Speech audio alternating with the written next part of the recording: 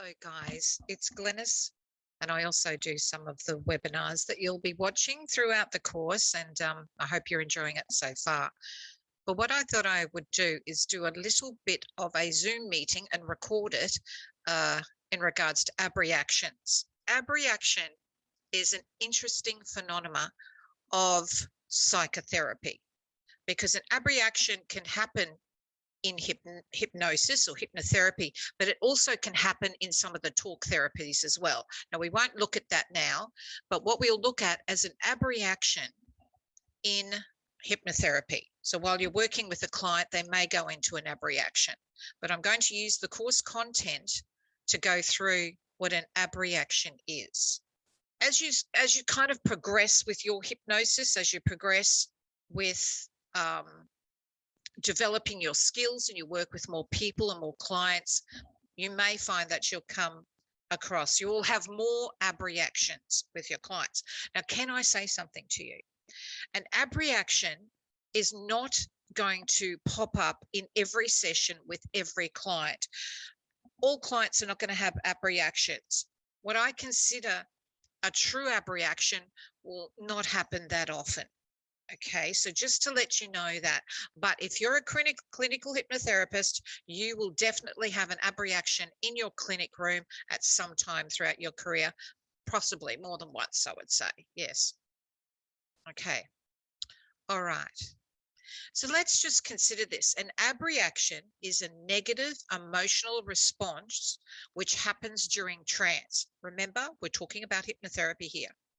Abreactions may occur automatically and for a variety of reasons, such as an unpleasant experience in hypnosis or reliving a traumatic event. Reliving or re-experience past traumatic life events as if they occur in the here and now. So they're actually happening. An abreaction, while it's happening in the here and now and the client is experiencing in that moment, is called revivification. Okay, you might like to look that up. Revivification, the reliving of the experience as if it's happening right now. So our memories are not accurate. Very few memories, if any, are accurate, and clients' memories can be misled. Sometimes if a client has an abreaction, it actually may not be a true memory. So what happens is over time, there might be kind of an imprint of a memory. So let's say that the client had something that happened to them before the age of 12, and it was traumatic for them. At that time, the person, the little child before the age of 12, imprints this memory of what has happened to them at that traumatic experience. Now, as that person grows and develops and they hit 16 and 18 and grows into adulthood, 45 and 50, all that experience in life, all of that time will influence the very first time that that memory happened, the imprint, or we call it the initial sensitizing event, the imprint, okay? So that mightn't be accurate, but does that matter? No, it doesn't matter. It doesn't matter about the accuracy because it is how it is affecting that client at that time in that abreaction. So sometimes when a client will bring themselves up out of trance, or you'll bring them out of trance at the end of the session, they might say to you, wow, I never realized it happened that way. Even they say that, even though they might say that, it does not mean that it is a truism. It is their perspective, if you want to say that. It is their experience of what happened during that time. So abreactions are not necessarily exact. So just keep that in mind. But it is what we treat, and we definitely go through the abreaction with the client and support them, because it's their therapy. It's not our therapy. It belongs to them. So it's what they experience for their own healing. The unconscious mind's pretty powerful. So it will take the client where it needs to go and help the client heal. So we have faith in the process. So there's a couple of different types of abreaction. So there's the direct abreaction, where the hypnotherapist sets up the abreaction. The hypnotherapist regresses the client back to a known emotional situation or event in their past, which causes the client to abreact. The abreaction is expected. Okay, so the client might come into you and say, look, I want to go back to this situation.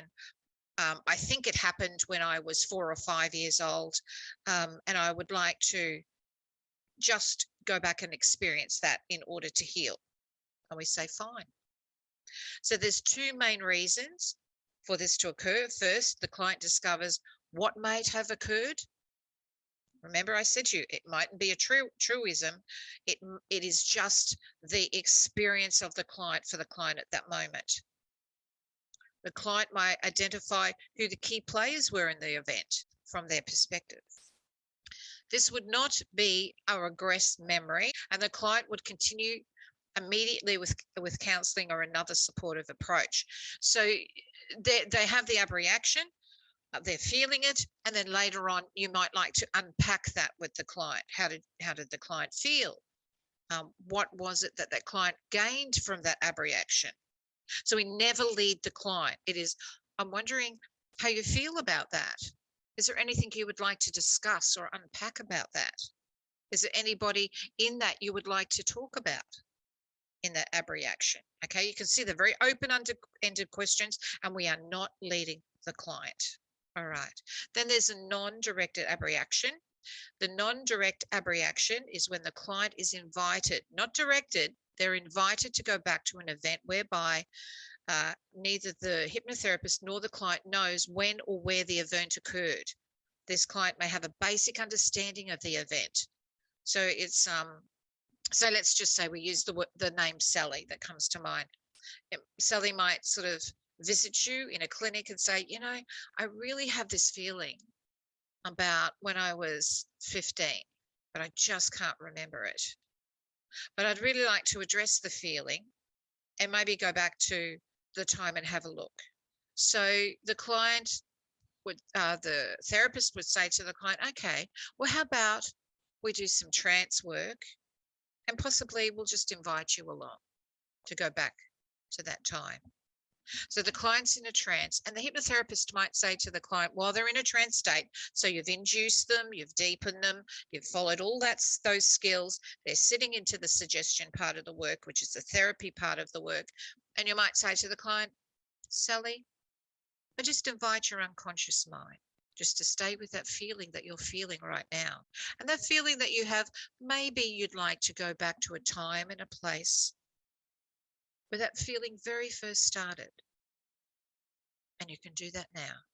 And if your unconscious mind doesn't choose to go back to a time or a place, perhaps it can just sit with that feeling and allow yourself to relax deeper and deeper into that hypnotic trance and let your unconscious mind do the work that needs to be done. So in that, what the hypnotherapist is doing is inviting the client to just address another time, another place where that feeling that they have, that they're uncertain about, and the unconscious mind might drag them back there. But then you give the alternative, could be, well, if you don't want to go back there, let's just in the here and now work with that feeling that you have now and just let your unconscious mind do it, because that's where the power of the healing is. Now let's look at that.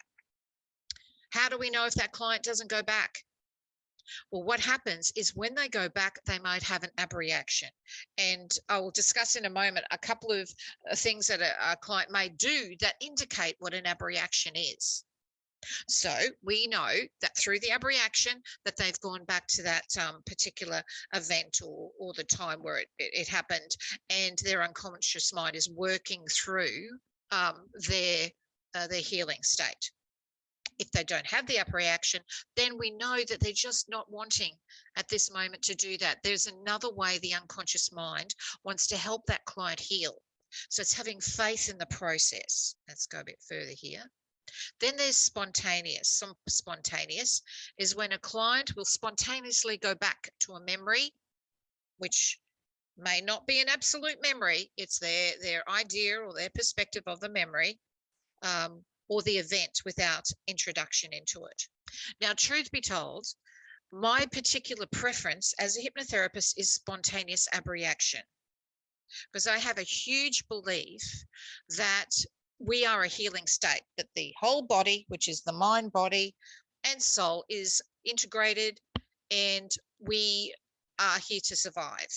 So we're the embodiment of who we are helps us heal. And we heal by using something which is called the unconscious mind, because what we do is we strip away layers, we access the unconscious mind, and that's the best healing state. It's the environment for healing.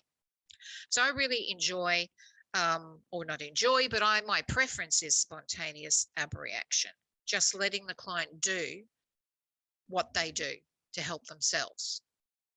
Okay.